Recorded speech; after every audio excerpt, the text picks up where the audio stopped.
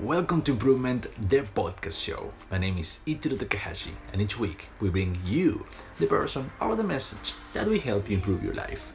Thanks for tuning in. Now, let's begin your journey.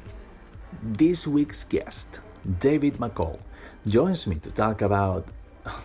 It was a wide range conversation, I will say. But first, who is David McCall? Well, besides being the senior associate and head of vocal department at New York Vocal Coaching Studios, he is also one of the leading instructors of contemporary voice in New York City.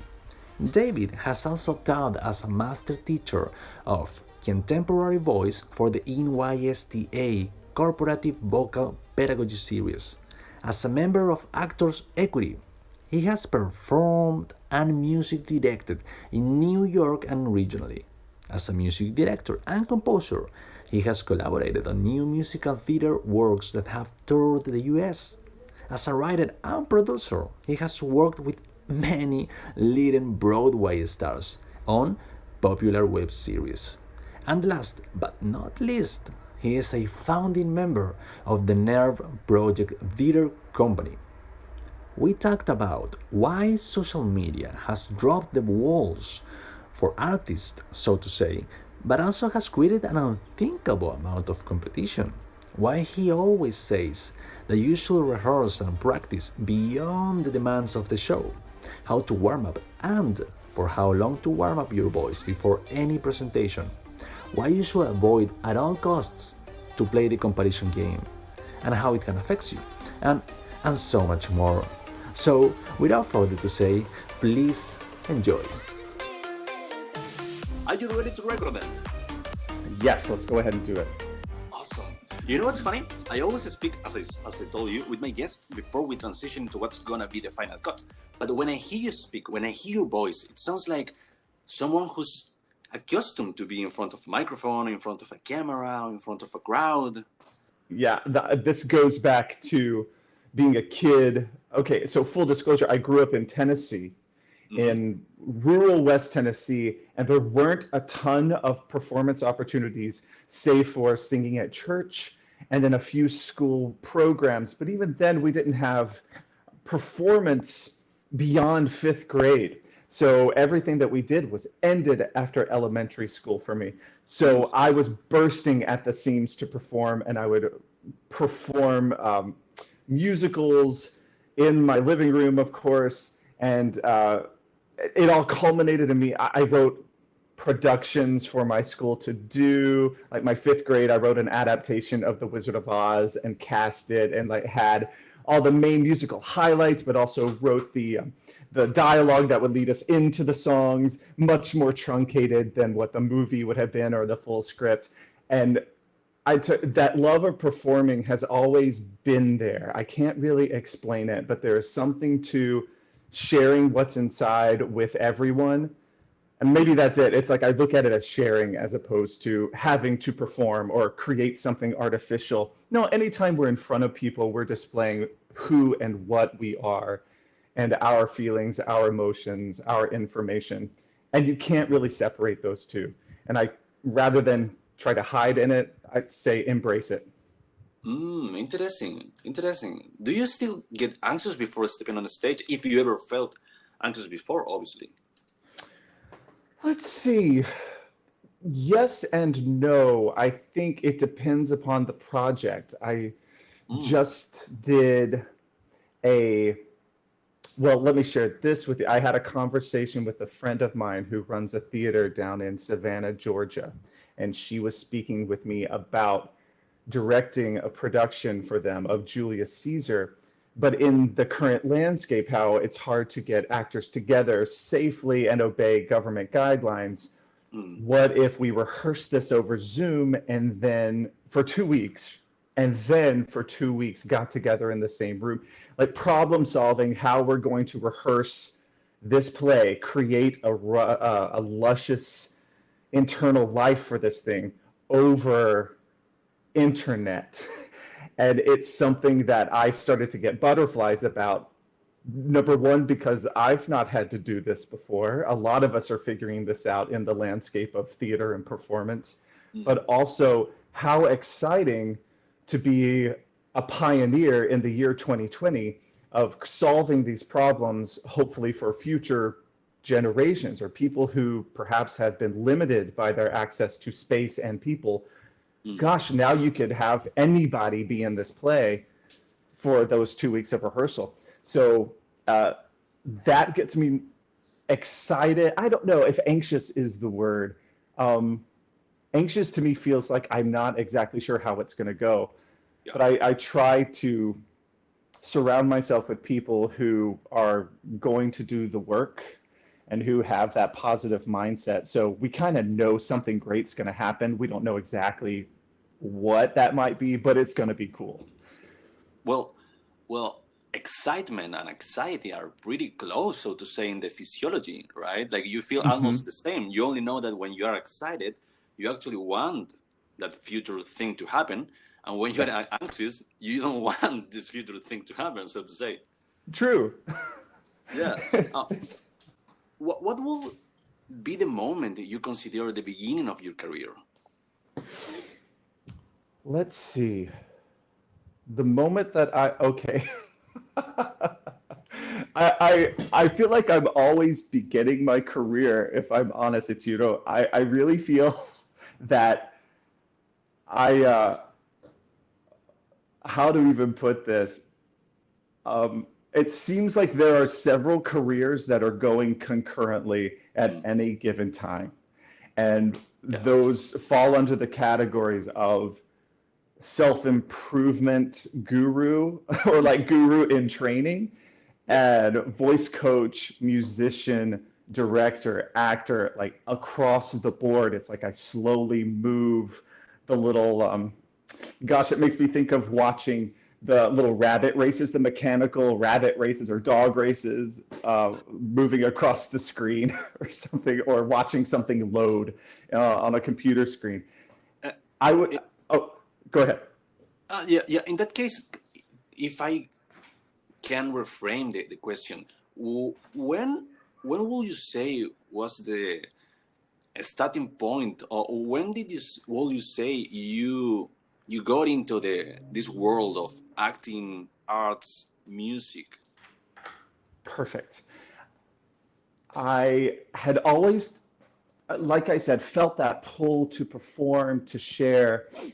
I can feel there was a moment in 5th grade when I was performing where I knew, okay, I love making these people happy. They are laughing, they're enjoying themselves, and I'm a part of the reason why. Fantastic. And that set my course. My first professional performance job is fast forward after college, where I had studied voice and studied theater, was at Dollywood in Tennessee, where I was a singer, dancer, actor in a show, a brand new show that Dolly Parton had written. Are you familiar with Dollywood at all? Not exactly, but okay. I can, but I can sense in your voice, in the vibe, that was something special for you back then. It was so special. Here in Tennessee, it is it's an amusement park that carries the namesake of Dolly Parton. So when you go in, it's a celebration of the Smoky Mountains, of country music, specifically the music of Dolly Parton. And a lot of the shows have her influence. And it's an entertainment heavy park. So the rides are great. Yes, the food is everything you would expect. But at the same time, there's so much more an emphasis on performance and music. So I was getting paid to sing for people in the heat of the summer and on breaks, running and riding roller coasters. Like, the fun part was great. But getting to be a part of a show written by someone of that notoriety who came and actually performed with us when we opened the show. Yes, we got to perform with Dolly Parton. It was a life-changing moment for me. Wow. It was surreal. So that was super exciting. And I did that for a couple summers. I was the vocal lead, which just meant I was the point man for any vocal problems that people would experience or any fatigue that we had to deal with, adjusting parts. So yeah, like the teacher in me was alive then as well. And that was being nurtured while I was getting to perform. So I would call that, like, technically, that was my first professional paying gig. Awesome. How old were you at that time? I was, let's see, I think, how old are we in college? I guess 19 or 20. Okay. Awesome. Let's go back in time then. Let's go back to that time frame. It could be month or the whole year, or you know what? Better yet, if you were 20 years old again today, 2020, you have the same passion, ambition, and vision. How will you start your career today? Today, as the landscape has adjusted so much. Yeah, Oh, go ahead. No. I'm telling you that you should also consider that in 2020 you have all this access to social media platforms. Absolutely. Yeah. And the people I work with today, when they ask this, what can I be doing? I immediately ask, well, do you have your YouTube channel? Are you posting anything on your live or on your social media, like you say? Are you developing yourself as an artist in the ways that you have at your disposal? Because it's so immediate now. There is the walls have dropped. The gatekeeper is now you.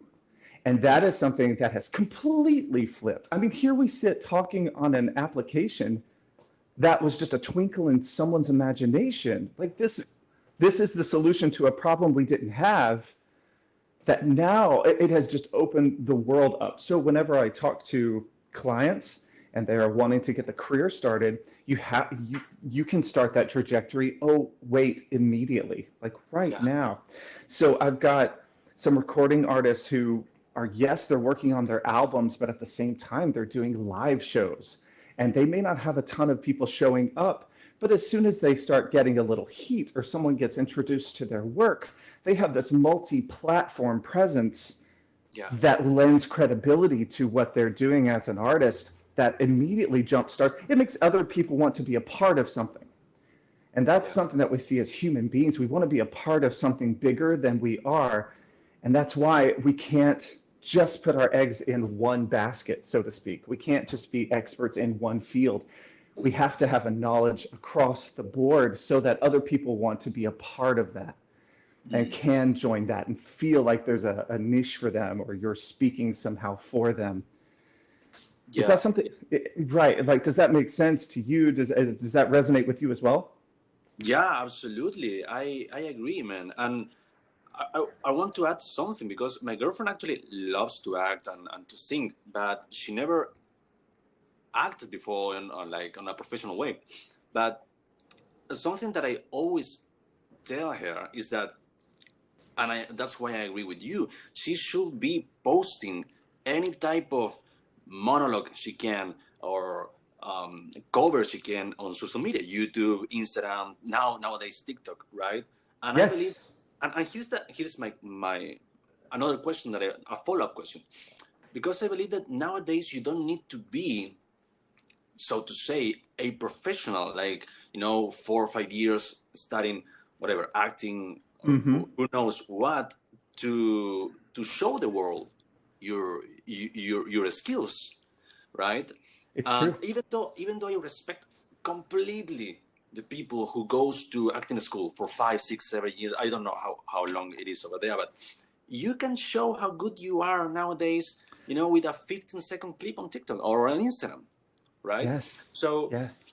Here is another follow-up question. Maybe it's not a question, maybe it's a statement. Do you agree with this idea that she should be putting out as much content as she could? Yes, and I want to add to that, she should be putting out as much content that she is 100% proud of as possible. Mm. And what I mean by that is, yes, what we just said, it's accessible to all. But I think that also means what we haven't touched on is that the competition in a way has increased as well, in that now the world is the actual stage. All the world's a stage. So, Yes. Yeah. and now it actually is. So we want to make sure that what you're doing is true to your artistic integrity and your artistic intent. So just to put a video out, I think we can smell that. We as an audience can see, oh gosh, here we go. But if you're doing something, you know what I mean. Yeah. But if you're doing something that you are proud of, that you have a message with, and I don't necessarily mean a political message or some kind of grander message, but just something, an artistic statement that you're putting out there, fully realized, absolutely pop that out there. Because then you're rehearsing, you're becoming your own producer. That to me is invaluable, to get the eyes of a producer as a performer, or even the eyes of a director as a performer. Because I think, yeah, go ahead. Sorry. Keep going.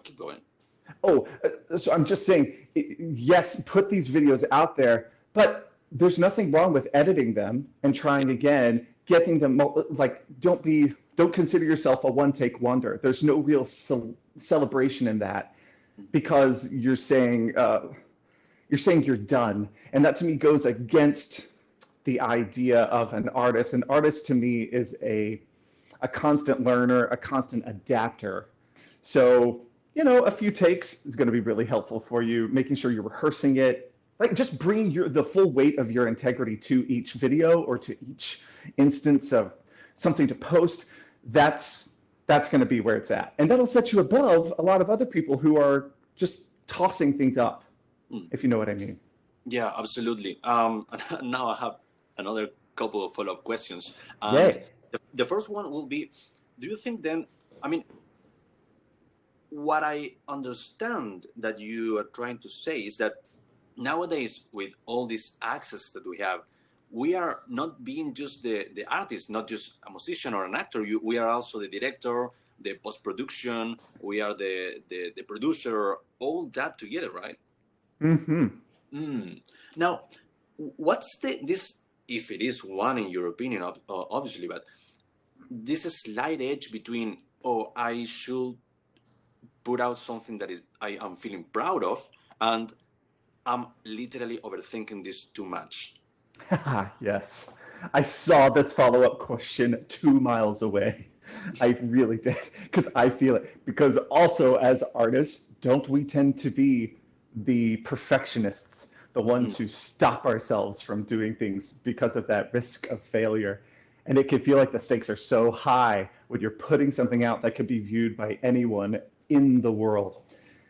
So yes, there has to be some level of, gosh, this is getting into the huge dichotomies of the universe. I had an acting professor, really a mentor, who said we have to have the audacity to say that our voice is worthy to be heard, and the humility to realize that we don't know everything. Wow. Right? Chew on that for a lifetime, because that's exactly what it means. It's just one of those yin and yang, like the energy, the audacity, the putting your voice out there, the swinging big, versus the knowledge that, you know what, someone can do this better and has done this better and will do this better. The fact that makes it valuable is that it's my voice doing it. So we run into this a lot, like when I'm working with singers, how they want to, they're finding themselves emulating the original artists of particular tunes. And that is so helpful to learn the skills that certain musicians have, but we have to let that go and allow what really wants to happen when these words, this melody, channels through your body. And it's always going to be a little more different, or just, it's going to be a different entity than what started. But that is the artistic process, the passing of the ideas and how it digest through each person. And that's what purifies it in a way. So give yourself a time limit. This is something that I'll tell some students to do. Give a song or a monologue at least 2 to 3 hours of rehearsal before you even film. Some table work, make your beats, allow your impulses to be felt without any outside influences, then get it up on its feet, like the same way you would rehearse a play, same way you would rehearse any other time. There's no time limit. There's no real time limit. So we can remove that urgency pulse that says, oh gosh, I have to do this now. The moment is passing. No, that's an illusion. It really is an illusion, I promise. So I would tell your girlfriend, embrace the rehearsal period, but give yourself a scheduled rehearsal period. Yeah. This week I will be filming on Thursday and Friday, therefore I need to rehearse Monday, Tuesday, Wednesday. Perfect. Good. We'll release it on Sunday after editing on Saturday. Done. Yeah. And then gone. You know? Man, you can't see me now, but I'm smiling. You can't believe how big my smile is right now because, dude, that's what I tell her. That is, in order to not overthink something, give yourself a deadline. Mm-hmm. Yeah, because then you know what you got to do. And then you also know that if in 2 days, 2 hours, whatever is the amount of time that you want to give yourself to rehearse the monologue, for example, if it goes well, if it goes bad, and who knows what actually is good or bad nowadays. Exactly. Yeah. you at least know that you can finish a product, so to say, in 2 days or 2 hours. So there's not that huge amount of anxiety or pressure on your shoulders. That's so right. And to circle back to what I was saying before, and I fully believe this, we can't really separate the actor or the singer from the song or from the character, so to speak. So if you are coming at it with your pure heart, with your true impulses that aren't trying to mimic anybody else, we see that. The audience, we sees that. And that's what we pay the money to see. That's what we spend our time taking in, or what we want to. We want to see actors and singers doing that which we as a collective people are scared to do, to experience these emotions, to say yes to the dangerous choice. We need that. Otherwise, we start deteriorating as a people. Like, we need artists to be fearless. Yeah. And so part of it, it goes back to that. You have to have that fearlessness, but also recognize it's like the audacity and the humility, the fearlessness to say, I don't care. I'm going to do this, F everything, versus I want to do this so carefully and honor this material, honor this video, this song so much. Oh, it's balance in all things, right? Yeah, there we go. That's a word, balance. And I feel balance came with self-awareness, and self-awareness came with experience. And experience came when the most you try, the most you put out. Yes. While I was doing my research, because I'm a good boy, I heard today in the New York Vocal Coach podcast that the show is the easy part. And even though it might sound self-explanatory, could you elaborate around this idea? Oh, certainly. I believe this was the context of rehearsing or something. Yeah. Is that what this podcast was? Yes.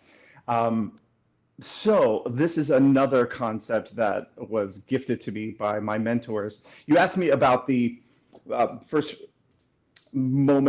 professional moment in my career. The most formative, I would say, was the time I spent at the Barter Theater under the tutelage of Katie Brown, who is now the artistic director of the theater. And one of the spirits, or one of the tenets of that program, which I consider to be my grad school education, was that we want the the play will be the easy part, because we want to rehearse and rehearse and rehearse beyond what the play demands. And I translate this in my work with singers now. We want to rehearse and practice beyond the demands of the song. If the song's range is narrow, we're not going to stick to a narrow range as we rehearse, but rather extend beyond. If the breath has to be held for 30 seconds, we're going to be pushing to 45 seconds or beyond, because we don't want to set our limitations based upon the work in front of us. We always want to be finding the next horizon, being pioneers of performers. So in the case of making the show the easy part, the show will last, an hour to 2.5 hours, usually tops, unless we're doing an opera, in which case we could be looking at 5-6 hours. In that case, your rehearsal time needs to be X, the length of the show, times X 0.5, or X times 2, to get a little too mathy. Yeah, so you want to make sure by the time you get to showtime, you're nowhere near spent or tired or exhausted by the end of the show. That you are think of it as an Olympic athlete. Yeah. We don't want to train for just what's necessary. There's too much margin of error there. And if something goes wrong, it can offset your entire performance. But if you are so resilient that you have rehearsed and rehearsed and rehearsed, there's no way you can nothing can really go awry, because you're so well-oiled machine. You're such a well-oiled machine. You are so ready to take on anything because the show is easy now. Yeah. Wow. What a mentality, man. Let's stay on the same track. I would like to know, what does your day looks like when you have a presentation or an audition or any gig that you consider important? Could you walk me through from the moment you wake up to the moment you step on a stage? Okay, so let's see. Moment I wait. Oh gosh, Ichiro, you're not gonna like this. It changes day to day, but it's okay, because now in the land of our quarantines and our stay at home, it's kind of easier to have the regular pattern. So I'll usually get up, let's see, around 7:30, 8 or so, and then I will check the email really fast. But then if I know I'm going to be working with a lot of singers today, I will feel my voice. And what I mean by that is I'll start with some kind of vocal exercise that allows me to see how are my high notes today. And I don't mean loud and high, I mean my falsetto, my head voice, seeing how pliable are my vocal cords today. It kind of feels like a puppy dog sound right there. So that lets me know if I can phonate that really quickly, then awesome. It's going to be an okay vocal day. That's intact. Everything else will follow that. If it is hard to phonate, if I'd have had a particularly rough performance the night before or a long teaching day the day before, then I need to start warming up a little bit more to make sure I'm ready. So I'll try some breathing exercises. I'll start stretching physically as well as vocally. So then if things are going well, then I will go for a run. And then, let's see, I'm trying to get up my physical fitness here even more. Gosh, I tell you what, and now that it's getting hotter, it's tougher to get these runs in. I'm just complaining. That's what I'm complaining right now. But always good, always feel better after a run. Then when I come back, I usually dive into sessions with singers. And these are hour-long sessions with New York vocal coaching, where we all have different goals that we're working on hour to hour. For instance, the gentleman I was just working with is playing Jack in Newsies here in the city in a production. It's been paused. Hopefully it'll be able to start back up, but we're still working on that music. So we'll go through exercises, training, trying to make it more difficult than the show would actually be, like I said. And then I'll do my own practice after said sessions.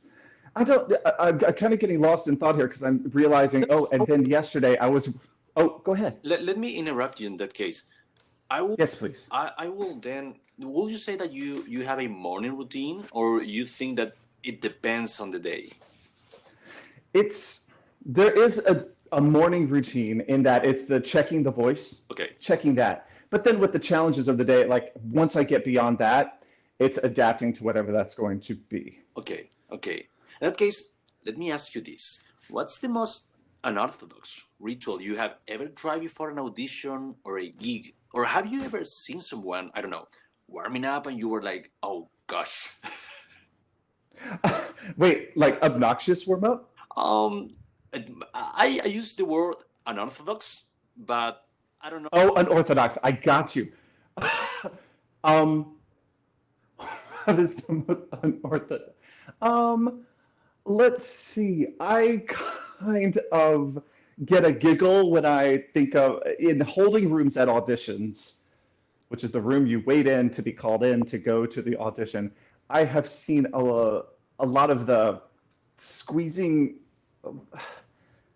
like people breathing so hard in that their nostrils collapse. Do you know what I'm talking about? That, like that really heavy pull in of the breath that makes you think, is this your first breath you've taken in 5 years? Question mark. Things like that. The aggressive breathing to me, I don't quite understand. I could understand, again, strengthening those breathing muscles, but I just get tickled. There's an image I have of a particular gentleman who was sitting on the floor, legs crossed, and I think he was going for some relaxation technique, and then basically sucked the air out of the room with a huge inhale, and I thought, wow, he's going to war, this guy. So, yeah, that's really funny to me. Something that I think doesn't serve a lot of performers is the loud, heavy singing when they're about to go into an audition. I had a teacher who once said, "Don't spend your high notes warming up," which makes so much sense now that I have been studying singing for as long as I have. It's like, no, you don't need, warming up is just getting blood flowing. You don't have to, you just don't have to burn down the house to try to make it work right here. Like, no, save it for the stage, but just make sure the machine is working well. That's all it is. You should know your body and your voice well enough that you don't have to prove to yourself in warm-ups that it's there. Yeah. Let's use that in that case as a segue. I want you to think of the interviews I host for my podcast, like this one, as if they were, I don't know, let's say an audition. What I would like to know is what, let's say, the 15 minutes prior my interviews should look like. And I say 15 minutes because I don't know exactly the time I should spend warming up my voice before a conversation. So, you know what? 2 questions. For how long should I warm up my voice before an interview? And what should I be doing during this warm-up? Okay. So how long should you be warming up your voice before an interview, before a presentation? Yeah. Fantastic. I would say definitely 15 minutes. Anything beyond an hour or 45 minutes is probably a bit excessive. Okay, yeah. Yeah, so I would say this also depends upon how healthy your voice is to begin with. Now, provided that we are feeling so well and healthy, 15 minutes to 30 minutes is going to be perfect. If we're feeling under the weather and you're feeling a little thick or a little hoarse, you probably want to add a little more time there to encourage some stretching. But ultimately, we can live in that realm of about 15 to 30 minutes. We'll call it 20 minutes to be even more specific. Cool. So let's call this a 20-minute warm-up. What that's going to look like can differ. So say if you have to speak to a large group, we want to make sure we're taking care of the 3 zones of the voice. Those 3 zones are breathing, phonation, and resonance. Now let's start with the breathing here. Breathing, we want to make sure our lower abdomen muscles, our lower back, our sides, basically all the muscles that make up your core are ready and active. I'm not We want to avoid any kind of crunch feeling or a plank feeling, but there is some strength involved. So a breathing exercise could be as simple as a slow inhale through the nose to capacity, and then a long hiss out for the complete duration of the breath.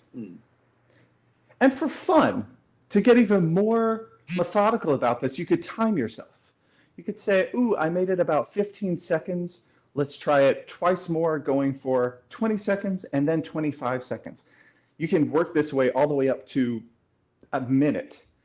Probably no real need for that, but it's fun to keep that practice going so that you're always increasing and you keep a record of it. But that's always great for me. It gets your body ready. It wakes up those core muscles, first of all, the expansion muscles, as well as the compression muscles of the core. And it also gets your body used to letting out a fixed amount of air consistently, so that we don't feel like we're running out of breath or that we're uneven in the exhale. We want an even inhale, even exhale. And just to answer this, a lot of people ask, do I breathe in through my nose or through my mouth? The mouth is faster, the nose is more relaxed. So in singing, chances are we're going to have to use the mouth more often than if we're speaking. If we're speaking, there's no real need to rush.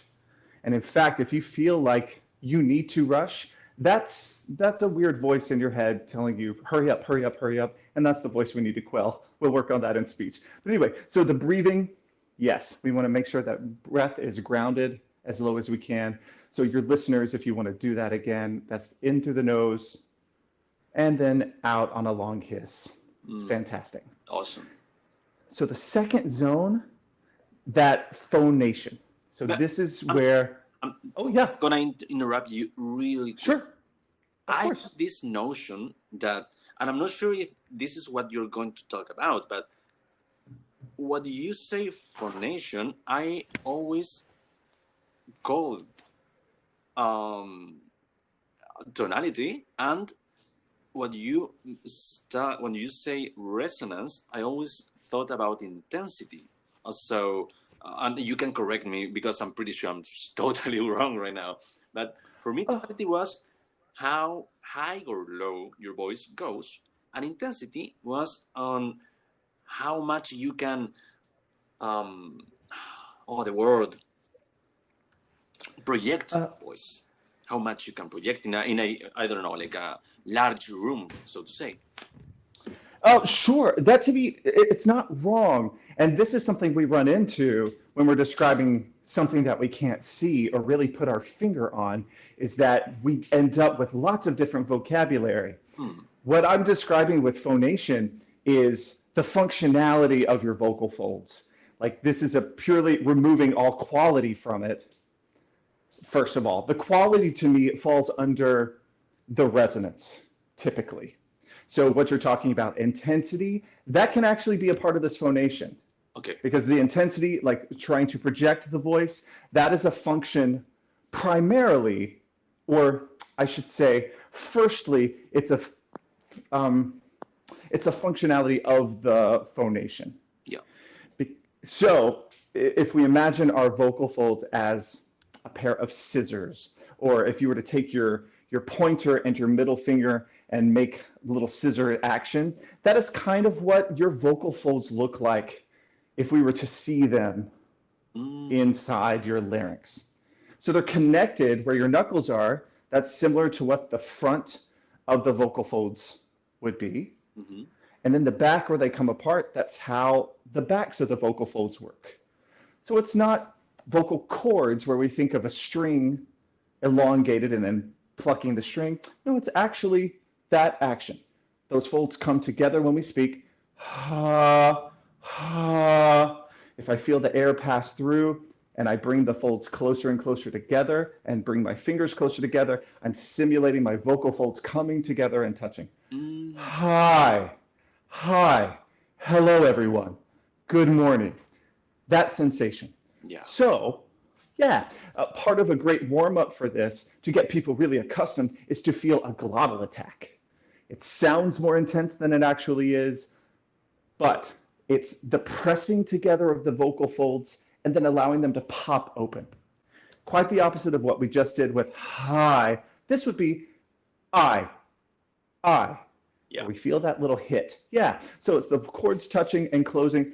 A lot of people have difficulty with this because we've connected a heavy exhale with a lot of our speaking. Really, we want these two to work in tandem. I, hi, I. Like even the glottal attack, we want to soften that ultimately. But it's a great way to wake up your voice and to practice the compression. Yeah. So if you've done your breathing, I would say just little touches to wake up those closure muscles and get your vocal cords working. Now to get into that fun part though that you were talking about, the resonance. This is where we get the cherry on top. This is the whipped cream and cherry on top of our vocal sundae. So this we can deal. Oh, to circle back though, I want to make sure that we touch on intensity. What you were saying, how to take over the room with your voice. Yeah. The degree to which we press together our vocal cords can help increase the volume. Think of it like if we were clapping with your two hands and we have the whole hand clapping, that would be the full mass, a very strong speaking voice where I am speaking quite aggressively, but trying to make sure the people in the back of the theater can hear me. Yeah. Versus if I only clap two fingers, it's a much smaller sound and it's more my indoor voice, so to speak, as we'll tell the kids. Yeah.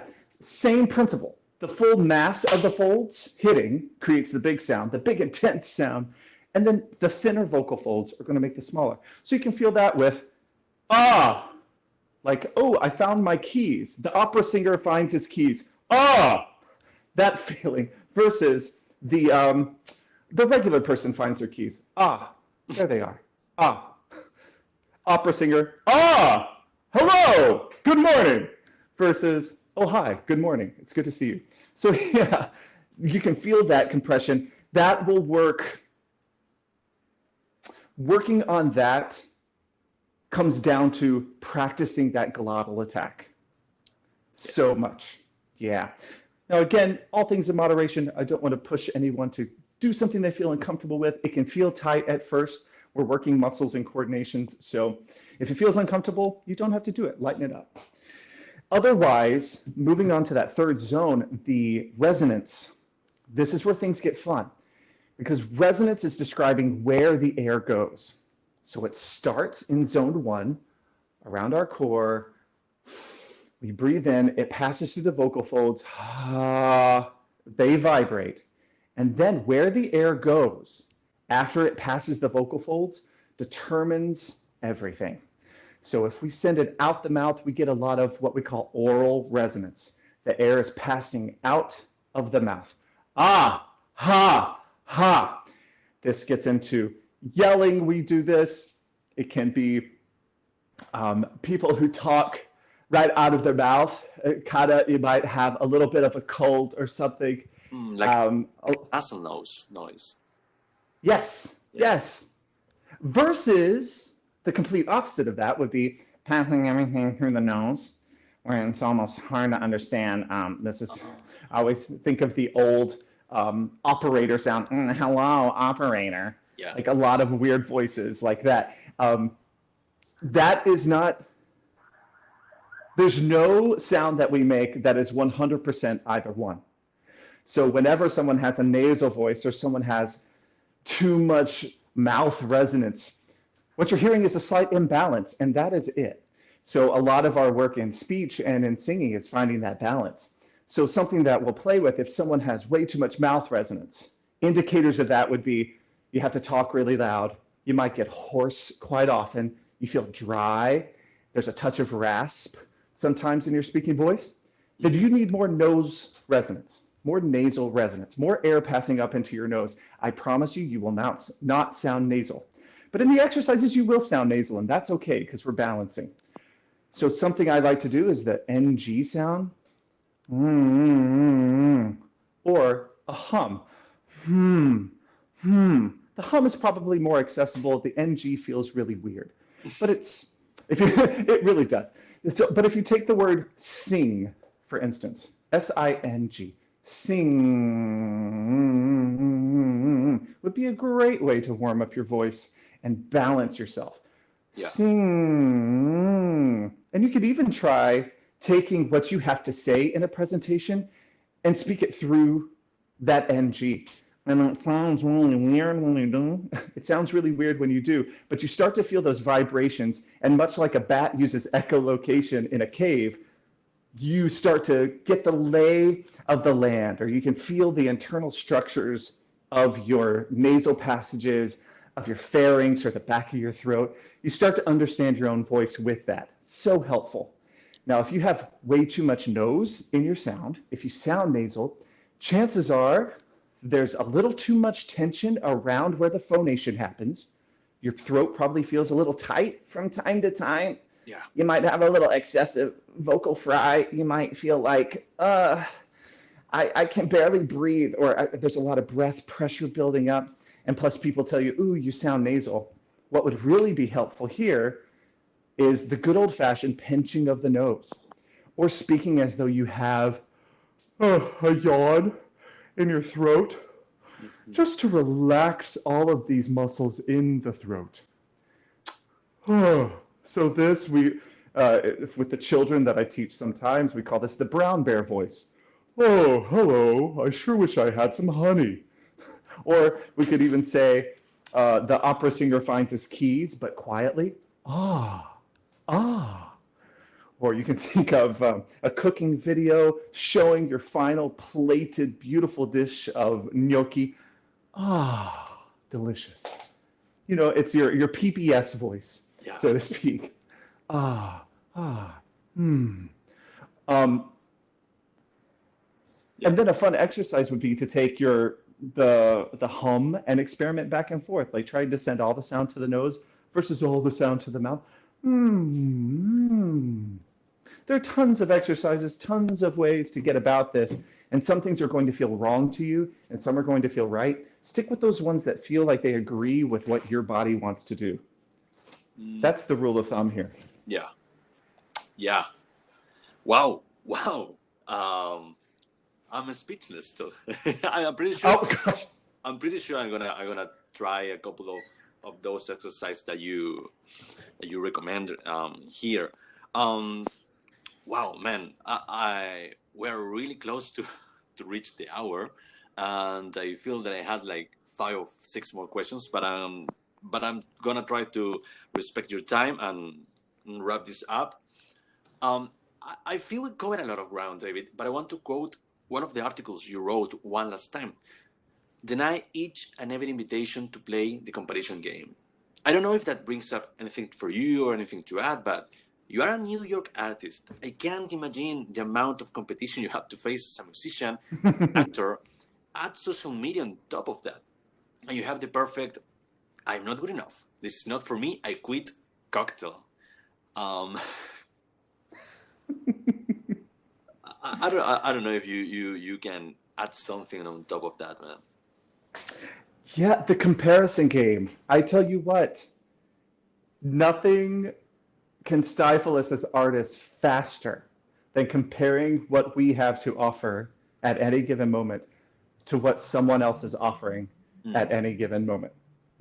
And when we compare ourselves at our particular point in a journey to what someone else is doing, who's on a completely different part of their journey, it's unfair to us, it's unfair to them, and it denies the possibility. Like immediately the lights are flipped on, it's like you see the strings holding up the moon, instead of living in that world where anything is possible, where the infinite is just a breath away.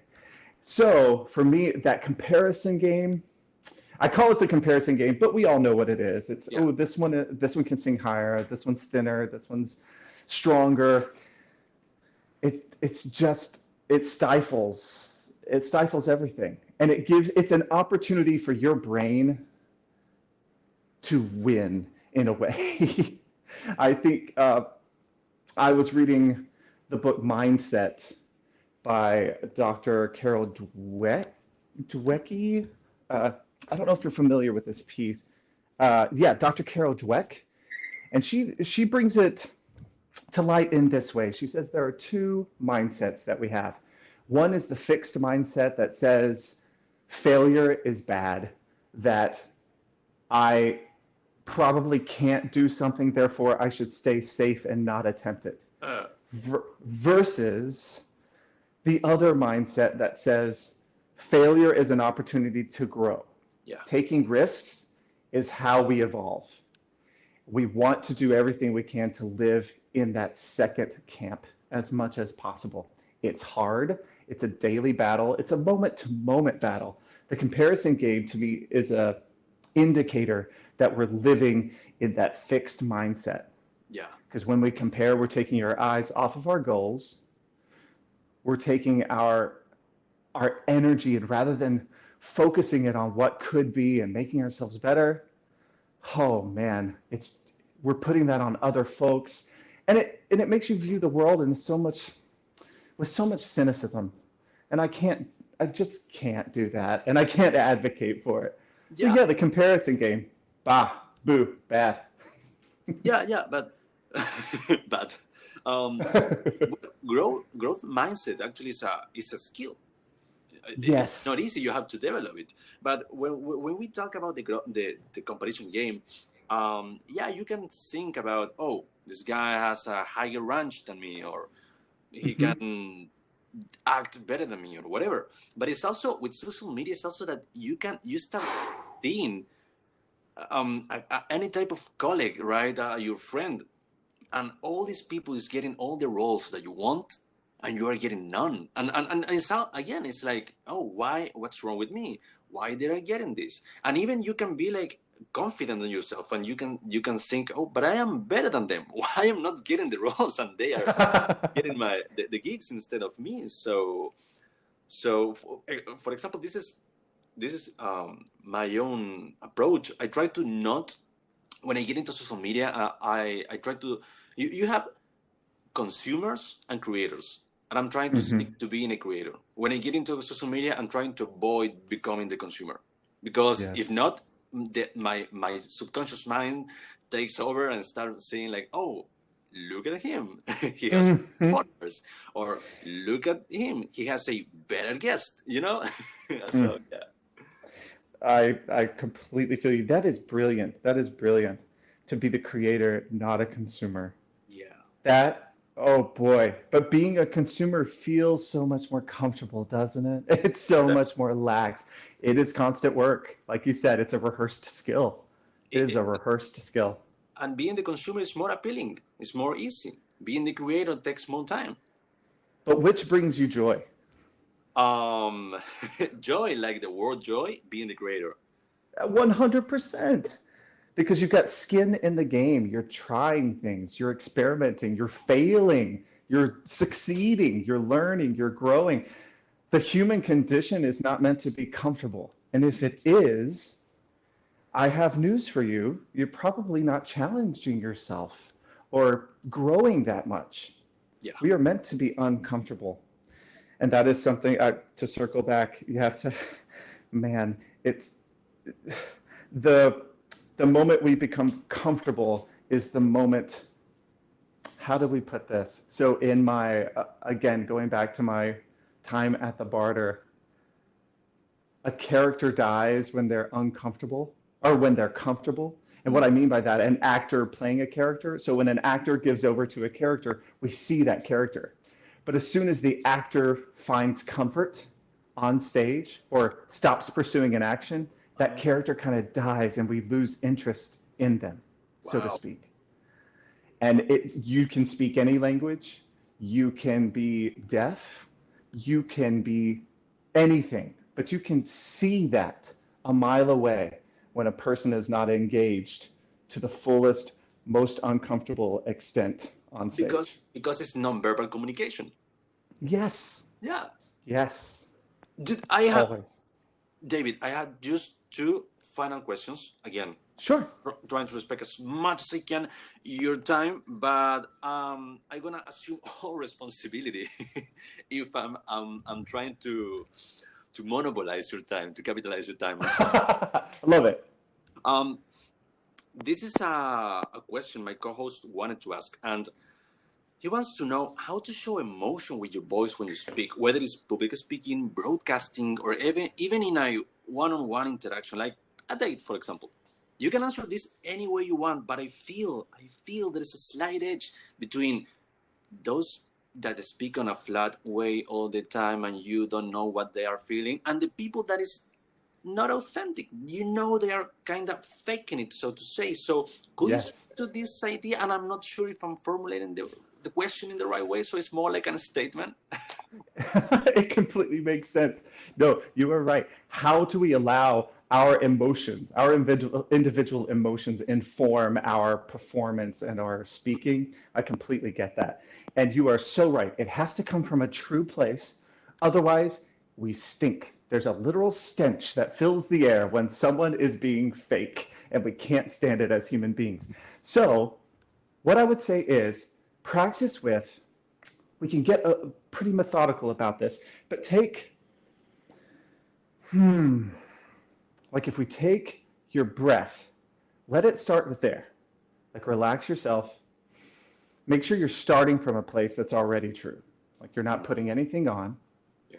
And then speak at a rate at which you can make no mistakes. There is no need to rush anything. A lot of the putting on emotion is because we assume, oh, this is supposed to be emotional. I'm supposed to be blank here. And we insert a label. Labels are fake, and they are to be applied after the fact by an audience, not by the creator necessarily. The creator is the source, but we don't want to make any judgments or predetermined calls on what we might feel while we're reading something or while we're performing something. So if I'm speaking about something, like if I'm speaking to my colleagues in a boardroom, I'm not necessarily going to be, making my voice go up and down as much as I'm allowing it to be here. Like I'm getting really excited talking to you, so I'm pretty animated right now. But if I'm speaking in a boardroom and I'm standing still, I will put a little variation in my voice. Like you notice, I'll lift the pitch a little bit, and I'll go I might drop a little bit lower to make a point, or raise my voice at the end at a question, like all of those things. But again, I'm not going to be forcing anything. I guess that's the big thing. Do not force anything, allow everything. So, that is something that also comes with time, like developing your taste to that, like making sure that I'm talking in circles now about it because this is something that is so important. The answer feels oversimplistic. Yeah. That you have to just allow. But I think one of the things that I've seen the most success with, and I actually experienced this in an acting class that I was taking over Zoom, there were some decisions, predetermined decisions, that were taking away the human element of the acting. So it felt like we had two robots that had made decisions that were just not like two Furbies talking to each other, and it wasn't happening. Like there was nothing really there. But then we did an exercise where we just had a conversation. We just started talking about everyday things and then went directly into the text. And suddenly we sounded like human beings having a conversation. And we sounded like that because we were having a conversation. Yeah. All that to say, get back to the simple. Yeah, go ahead. I remember that I watched a masterclass. I can't remember the name of this actor. Might be Dustin Hoffman. Is the name? Am I right? Yes. And the masterclass, he said exactly the same that you said. That there you go.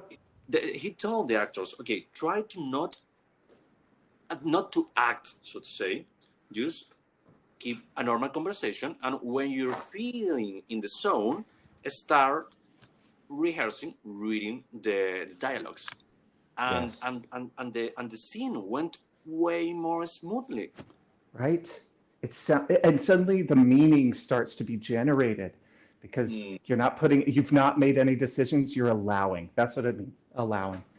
Yeah. So trust that emotion will come through. It won't be to the degree that you think it is. But we as humans pick up on that. We have such great sensors for that even the smallest emotion we're going to pick up on.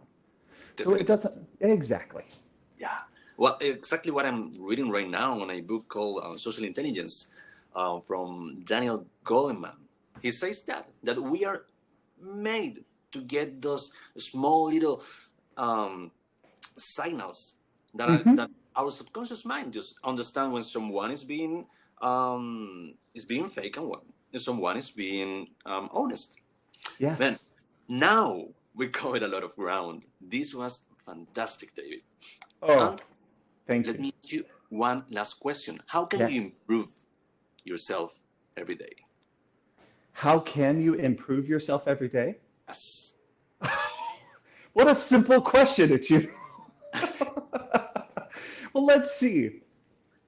I'll put it to you like this. I'm currently working on a composition for it's a fun project. It's a soap opera that a friend of mine has written for an improv team of mine to perform or to film over Zoom. And he's given me and another gentleman the task of coming up with the music for the piece. So I have not experienced a lot. I have done some arranging, but when it came to the composition, that was something that I was allowing myself to get tripped up in my mind, like, oh, other people do this better. The comparison game in my own life, and I was wrestling with this. So what I have done now, I sit down and I work on this. And the way I have it set up, I set my timer and I play my piano for an uninterrupted 15 to 20 minutes and record it. At which I am not allowed to make any judgment calls, if not really allowed to stop. If I start to judge something, no, I have to stick in that moment and figure it out. Why was I judging it? But only expressing that through my fingers and through the piano. And then I get to go back and edit. Now I'm finding that because of that time that I'm devoting there and allowing those mistakes to come through, as a composer, I am immediately finding so much joy in this creation process.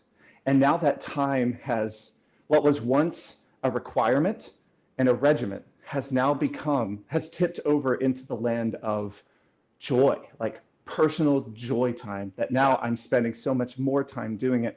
But it began with that uncomfortable sitting down and facing myself in a way, facing the part of me that had made a judgment on myself.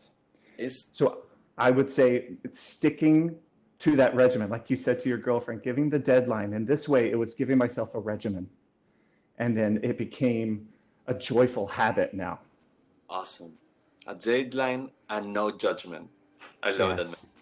Thank you, David. Thanks for being on the show. Oh, wow. Thank you so much. This has been such a joy, such a pleasure. I appreciate your thoughtful questions, and I appreciate you reaching out. No worries, my man. Thanks to you. Just one thing before we finish. David is one of the best active listeners and most skilled conversationalists I've ever met. The way he used the same words I used during my questions to introduce his ideas, to answer, the vibe he adds to the conversation, he knows how to create a rapport. Listen, if you want to understand what I'm talking about and learn, go back and pay attention. Listen to how he responds after my questions. Was such an amazing episode. Thanks for listening.